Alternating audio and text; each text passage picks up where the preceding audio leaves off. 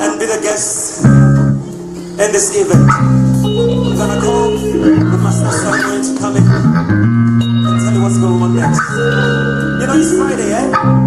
It's Friday. You know what amazes me? Unbelievers now. They're still sleeping. In the next 30 minutes, they'll be getting up, you know. What do you see at 9? Polish your shoes. Getting ready. Just go like this. They just want to party, you know. But I think as believers, you know, I think as believers we need to spice our lives, you know what I mean?